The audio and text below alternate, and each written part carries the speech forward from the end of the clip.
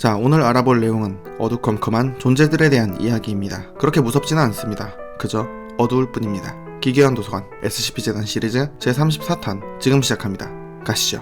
시청 위험 레벨 3 DC에서 왔는지 참으로 어둡습니다. 자, 사람들은 본능적으로 어둠을 두려워합니다. 원시 시대부터 불을 피우고 야생동물로부터 살아남기 위한 생존 본능이라고 생각됩니다. 그리고 인간이 가진 특징 중 하나가 있습니다. 타인에게 무언가 피해를 입거나 자신에게 불쾌감을 줬을 때 되갚아주려는 복수심이라는 감정이 있죠. 일련번호 SCP-1913 격리등급 유클리드 별명 복수의 삼신 SCP-1913은 3개체로 구성된 존재들입니다. 각각 SCP-19131, SCP-19132, 그리고 SCP-19133으로 분류합니다. 이 존재들의 공통적인 특징으로는 아무리 치명적인 상처를 입어도 스스로 회복하며 산산조각이 나서 파괴되어도 1시간 이내에 근처에서 다시 부활하는 것입니다.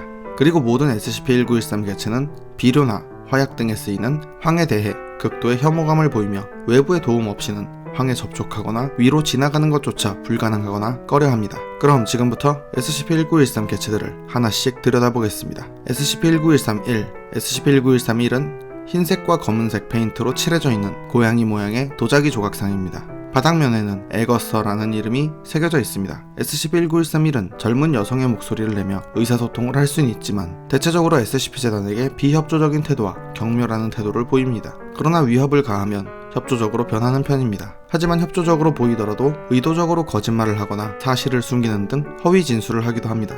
SCP-19131의 위험한 특징 중 하나는 SCP-19131의 눈과 입 그리고 발에 칠해져 있는 검은 잉크가 살아있는 존재와 접촉했을 경우 검은 잉크는 접촉된 대상자의 모공에 흡수되고 이어서 잉크의 양에 따라서 해당 부위가 빠르게 분해되기 시작하고 결국은 잉크의 영향을 받은 부위가 소멸해버립니다. 게다가 주요 장기나 신체 일부가 소멸해도 남은 부위가 모두 소멸할 때까지 피해자는 사망하지 않으며 살아있는 상태로 있습니다. 앞서 말했듯 SCP-19131의 검은 잉크는 살아있는 대상에게 그 효과가 발휘되지만 지난 8시간 동안 SCP-19131과 접촉하지 않은 인간에게는 효과가 없었으며 물건이나 시체는 물론 머리카락과 손톱에도 효과가 나타나지 않았습니다. 그리고 만약 SCP-19131의 검은 잉크와 접촉했다 하더라도 영향을 받은 부위를 물로 씻어내는 것만으로도 효과를 차단할 수 있지만 흉터가 남는 경우가 있다고 합니다. 사서님들도 손 잘 씻으세요. SCP-19132 다음으로는 SCP-19132입니다. SCP-19132는 검은 머리카락과 재로 덮인 인간 여성의 형태이며 머리와 손가락이 개와 닮은 모양입니다. 이동이 어려워 보일 정도의 신체 구조로 확인되지만 시속 65km로 이동이 가능했습니다. SCP-19132는 지성이 없는 것 같으며 SCP-19131이나 SCP-19133의 명령에 따라 수동적으로 움직이는 것으로 추정됩니다.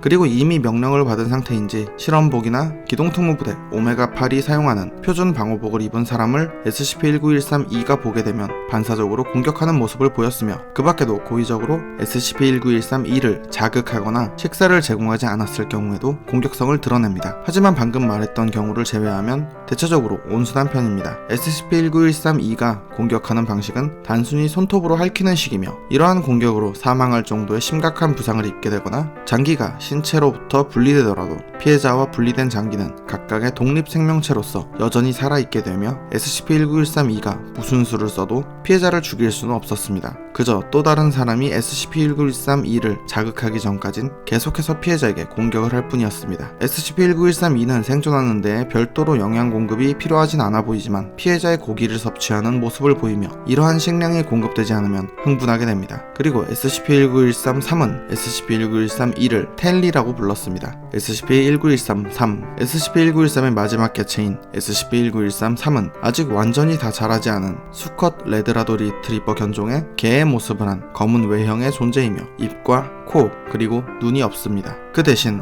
얼굴 전면에 우둘투둘한 구멍이 여러 개 뚫려 있으며 그 구멍들로 이루어진 얼굴이 마치 웃는 모습처럼 보입니다. 그리고 얼굴에 난 구멍 안쪽에서 희미한 하얀색 빛이 관찰되었습니다. SCP-19133은 지성을 가지고 사람들과 대화할 수 있으며 자기 자신을 프레디라고 칭했습니다. SCP-19133은 생물이든 무생물이든 어떠한 물체에 충돌하면 얼굴 전면에 있는 구멍에서 섭씨 1200도에 달하는 회색의 불꽃을 방출하기 시작합니다. 그리고 이 불꽃에 접촉하게 된 피해자는 온몸의 피부가 전부 불타거나 외부에서 불을 끄기 전까지 계속해서 불타오릅니다. 그러면서 피해자는 시각, 청각, 촉각을 잃게 되고 그럼에도 불구하고 사망하진 않습니다. 피해자를 처분하기 위해서는 오로지 SCP-19131의 눈과 입 그리고 발에서 분비되는 검은 잉크에 의해서만 분해되어 소멸시킬 수 있었습니다. SCP-19133은 다른 SCP-1913들의 위치를 대략적으로 파악할 수 있는 능력이 있으나 대량의 황성분으로 위치 파악을 방해할 수 있습니다. SCP-19133은 SCP-재단에게 중립적인 태도와 적대적인 태도를 정기적으로 번갈아가며 나타냅니다. 그리고 때때로 격리요원에게 욕을 하는 경우도 있습니다. 참고로 SCP-19133의 얼굴에서 뿜어져 나오는 화염으로 인해 격리시설에서는 최소 2차례 이상의 화재가 발생한 것으로 알려져 있습니다. 이제 SCP-1913 개체들의 기본적인 설명은 끝났습니다. 지금부터 알려드릴 내용은 SCP-1913 개체들을 SCP-재단이 마주치고 격리하기까지의 이야기입니다. 최초 발견하게 된 건 1911년 3월 24일 난파선 조사를 하던 중 SCP-재단 크로울리 요원은 SCP-19131을 발견했습니다. 그리고 SCP-19131의 특성을 알게 된 뒤 여러 요주의 단체들이 SCP-19131에게 관심을 갖지 못하도록 은밀하게 확보 및 이송했습니다. 4월 2일 SCP-19131을 격리하기 위해 SCP-재단 제 기지에 크로울리 요원이 도착했었습니다. 그런데 잠시 후 SCP-19132와 SCP-19133이 동시에 나타나 외부에서 기지를 공격하며 진입하기 시작했습니다. 기지는 갑작스러운 공격에 미처 대응하지 못하였고 긴급 대피 프로토콜이 발령하며 인원들은 탈출 차량에 올라탔습니다. 그때 탈출 차량에게 무언가 날아와 부딪히고 폭발했습니다. SCP-19132가 SCP-19133을 던진 것이었습니다. 던질까 말까.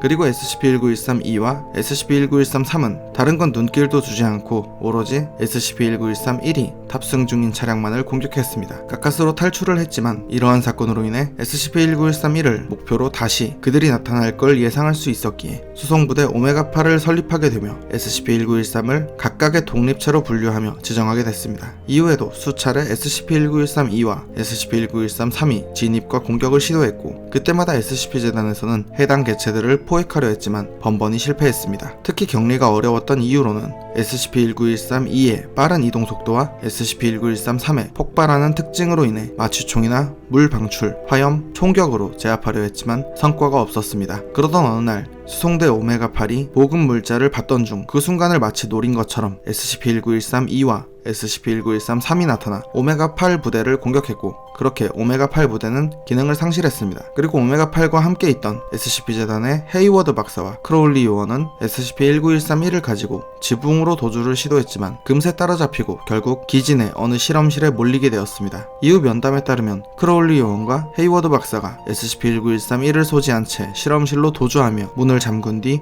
SCP-19132는 문에 몸을 들이받기 시작했고 잠시 후 SCP-19133이 SCP-19132에게 문을 날려버릴 테니 비켜 라고 말했습니다. 이후 문이 폭발했고 SCP-19133의 화염으로 스프링쿨러가 작동했고 크로울리 요원은 주저앉은 채 다 끝났다고 생각하던 때에 SCP-19133은 크로울리 요원에게 달려들어 공격하거나 폭발하지도 않았고 SCP-19132에게 공격하라고 명령하지도 않았습니다. 그 순간 크로울리 요원은 오로지 어째서라는 생각뿐이었다고 합니다. 그리고 SCP-19133은 서서히 크로울리 요원에게 다가와 말하길 자신의 불꽃은 속죄의 불꽃이며 자신들은 보지도 듣지도 느끼지도 못하며 그냥 존재할 뿐 악을 보지도 듣지도 느끼지도 못하고 라고 했습니다. 그때 헤이워드 박사는 바닥에 있던 현미경을 집어들어 SCP-19133에게 던졌고 SCP-19133은 헤이워드 박사를 한 대 쳤고 그로 인해 헤이워드 박사는 불꽃에 의한 화상을 입었지만 스프링쿨러가 작동 중이었기에 금세 불이 꺼져 큰 피해를 입진 않았습니다. 그 후 SCP-19133이 SCP-19132에게 헤이워드를 죽이라고 명령했습니다. SCP-19132는 헤이워드 박사를 벽에 집어던졌고 여러 물건들이 깨지고 떨어졌습니다. 그리고 SCP-19132가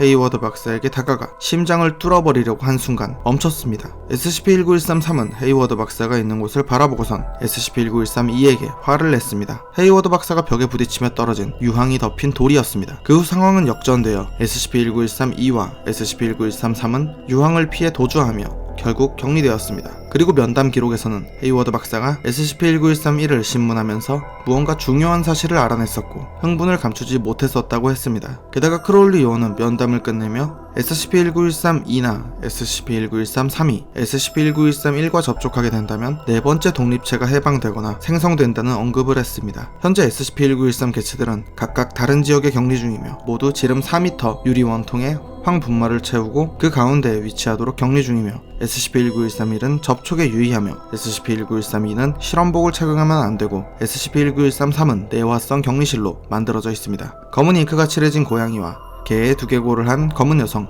그리고 폭발하는 멍멍이. SCP-1913 사서님들도 모르는 물건 함부로 주워오지 마세요. 다른 존재들이 따라올지도 모릅니다. 오늘 이야기는 여기까지입니다. 다음에도 더욱 기괴하고 재밌는 이야기로 찾아오겠습니다. 시청해주셔서 감사합니다.